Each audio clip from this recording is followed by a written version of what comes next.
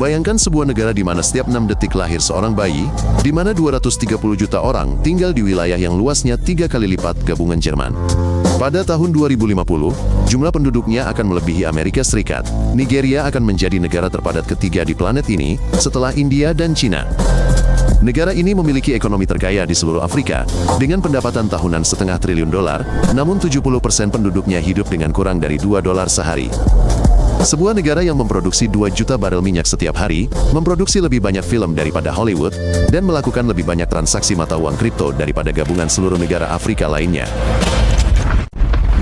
Pada tahun 1958, para ahli geologi menemukan cadangan minyak yang sangat besar di bawah tanah.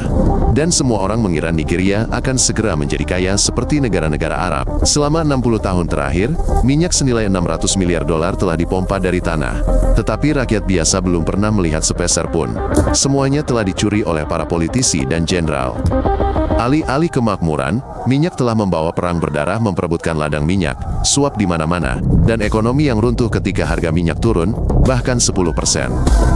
Ketika harga minyak menjadi lebih murah, kelaparan melanda negara, rumah sakit dan sekolah tutup, dan harga pangan melonjak, membuat orang bahkan tidak mampu membeli beras untuk makan malam.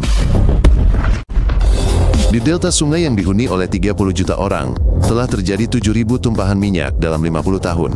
Bencana lingkungan baru terjadi setiap 3 hari. Lumpur hitam telah membanjiri area seluas Belgia, meracuni sungai tempat orang-orang biasa mendapatkan air minum mereka, dan membunuh semua ikan yang menjadi makanan seluruh desa selama berabad-abad. Bayi lahir dengan kelainan bentuk dan penyakit paru-paru, orang dewasa meninggal pada usia 40 tahun karena kanker dan keracunan, dan air bersih harus diangkut ratusan kilometer.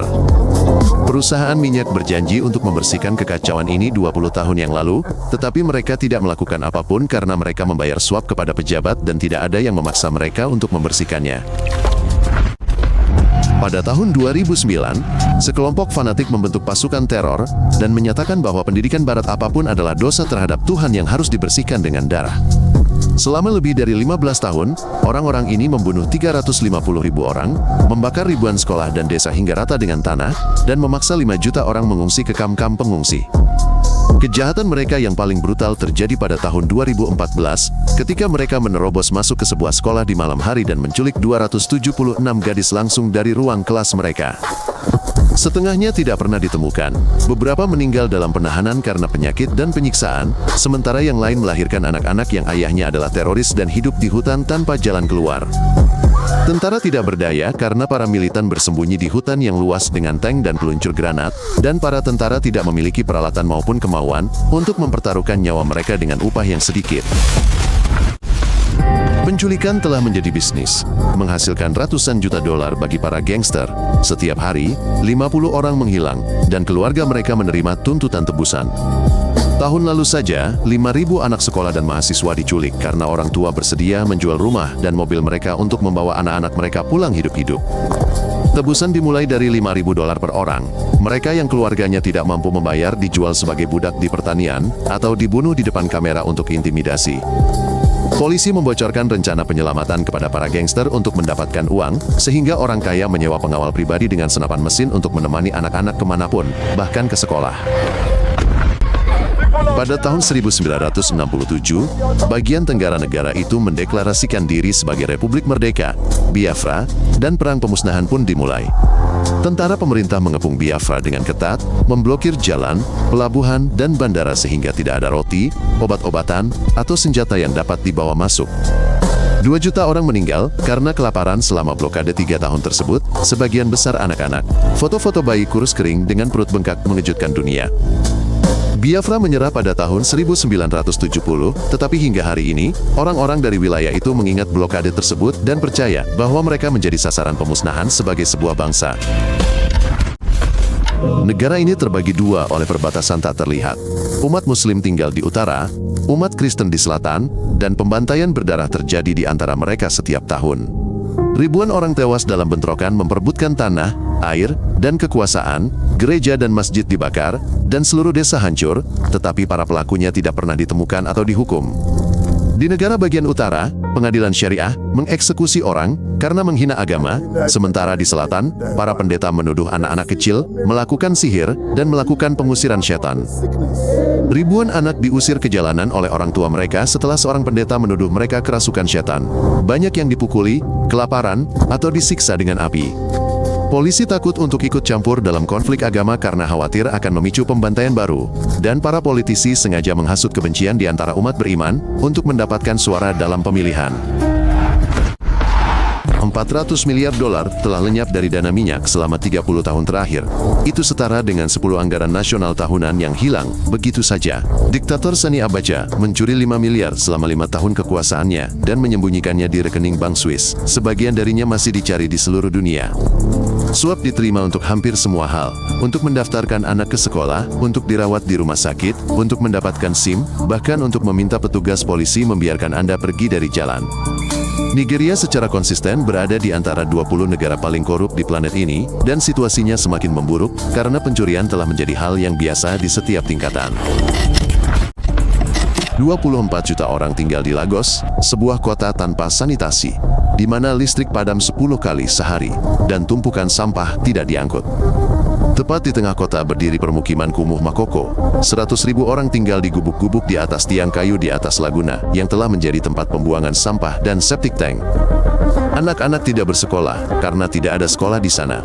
Mereka memancing di air yang tercemar sepanjang hari dan menjualnya di pasar dengan harga murah, agar keluarga mereka dapat membeli beras. Beberapa kilometer dari permukiman kumuh berdiri gedung pencakar langit yang berkilauan, klub kapal pesiar, dan vila-vila miliarder minyak yang tinggal di balik pagar tinggi, sepenuhnya terisolasi dari kemiskinan. Penduduk Lagos menghabiskan 6 jam sehari terjebak dalam kemacetan lalu lintas karena jalan sangat kurang, dan bus serta kereta bawah tanah praktis tidak ada. 525 bahasa berbeda dituturkan di negara ini, salah satu keragaman linguistik terbesar di planet ini, lebih besar daripada di tempat lain di Afrika.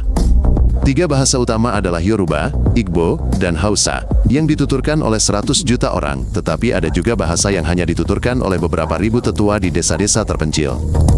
Bahasa Inggris, peninggalan penjajahan Inggris, telah menjadi satu-satunya cara bagi berbagai suku untuk saling memahami. Tanpanya, mereka tidak dapat berkomunikasi sama sekali. Keragaman ini menciptakan mozaik budaya dan tradisi yang indah, tetapi juga memicu konflik karena setiap kelompok berupaya meraih kekuasaan dan kendali atas sumber daya. Surat-surat dari Pangeran Nigeria yang meminta bantuan untuk menyedot jutaan dolar dikenal di seluruh dunia. Skema tersebut dirancang oleh penipu internet lokal.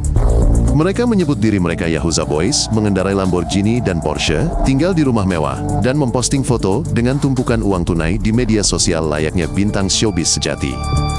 Yang terbaik menghasilkan beberapa juta dolar per tahun dengan menipu orang tua yang kesepian di Amerika dan Eropa melalui situs kencan palsu dan proyek investasi palsu. Terkadang polisi menangkap yang paling berani dan memenjarakan mereka, tetapi sebagian besar membayar dengan suap, dan kaum muda menganggap mereka pahlawan karena tidak ada cara legal untuk menjadi kaya di sini. 2.000 film diproduksi di Nigeria setiap tahun, kedua setelah India di dunia. Hollywood memproduksi 5 kali lebih sedikit. Industri film menghasilkan lebih dari 6 miliar dolar, menciptakan 1 juta lapangan kerja, dan ditonton di seluruh Afrika, Karibia, dan bahkan Eropa. Rata-rata film dibuat dalam 2 minggu, dengan anggaran 25.000 dolar, menggunakan kamera dan telepon murah, namun penonton tetap menontonnya dalam jumlah jutaan. Musisi Nigeria telah menciptakan genre Afrobeat, yang terdengar dari Kenya hingga Ghana. Para artis tampil di festival global besar, dan memenuhi stadion dengan penggemar. Budaya telah menjadi satu-satunya bidang, di mana Nigeria benar-benar mendominasi, membuktikan kepada dunia, bahwa orang Afrika menciptakan konten yang dapat bersaing dengan budaya Barat. Rata-rata penduduk Nigeria adalah laki-laki atau perempuan berusia 18 tahun, setengah dari populasi berusia di bawah 20 tahun, tetapi mereka tidak memiliki pekerjaan atau prospek. 42% kaum muda menganggur. Lulusan universitas menghabiskan waktu bertahun-tahun mencoba mencari pekerjaan, bahkan sebagai petugas kebersihan atau penjaga lokasi konstruksi. Setiap bulan, 1,5 juta pemuda Nigeria mencari pekerjaan, tetapi hanya 300.000 lowongan yang muncul, sisanya terlantar di jalanan, tanpa uang dan tanpa prospek. Dalam keputusasaan, beberapa bergabung dengan geng dan teroris, sementara yang lain bermigrasi secara ilegal ke Eropa melintasi gurun Sahara dan laut, di mana ribuan orang tenggelam setiap tahun dengan harapan mendapatkan kehidupan yang lebih baik. Nigeria telah melampaui seluruh Afrika dalam transaksi mata uang kripto dengan nilai transaksi tahunan sebesar 56 miliar dolar, lebih banyak daripada negara lain di benua tersebut. Kaum muda membeli Bitcoin dan Ethereum untuk melindungi uang mereka dari inflasi, menghindari bank-bank korup, dan mengirim uang kepada keluarga di luar negeri tanpa biaya yang terlalu tinggi. Puluhan perusahaan rintisan teknologi yang telah menerima investasi miliaran dolar dan menciptakan aplikasi untuk transfer uang, pengiriman makanan, dan pendidikan daring beroperasi di Lagos. Para programmer Nigeria bekerja jarak jauh untuk perusahaan-perusahaan barat dan menerima gaji dalam dolar, menjadikan ini satu-satunya peluang nyata bagi individu berbakat untuk keluar dari kemiskinan. Setiap tahun, 350.000 hektar hutan lenyap, area seluas negara Eropa berukuran sedang telah dibersihkan dalam 10 tahun. Danau Chad, yang selama berabad-abad menopang kehidupan 40 juta orang di 4 negara, telah mengering hingga 95% dalam 60 tahun akibat perubahan iklim. Kini para petani dan peternak saling berebut sisa air terakhir, dan setiap tahun, ribuan orang dan seluruh desa binasa dalam bentrokan ini.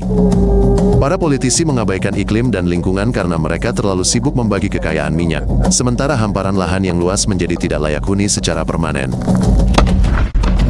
Pada tahun 2050, akan ada 400 juta orang di sini, lebih banyak daripada gabungan seluruh populasi Uni Eropa saat ini. Jika masalah korupsi, sekolah, dan lapangan kerja tidak ditangani, 400 juta anak muda tanpa masa depan ini akan memicu gelombang migrasi dan konflik di seluruh planet. Tetapi jika Nigeria memanfaatkan potensi besar kaum mudanya, pengaruh budayanya, dan sumber daya alamnya, negara ini dapat menjadi kekuatan pendorong pembangunan bagi seluruh Afrika. Masa depan seluruh benua bergantung pada pilihan yang dibuat negara ini, karena 1 dari 5 orang Afrika tinggal di sini, dan suara mereka akan menentukan. Jika Anda merasa ini menarik, berlanggananlah agar Anda tidak ketinggalan episode baru. Kami menyajikan semuanya secara singkat dan langsung ke intinya.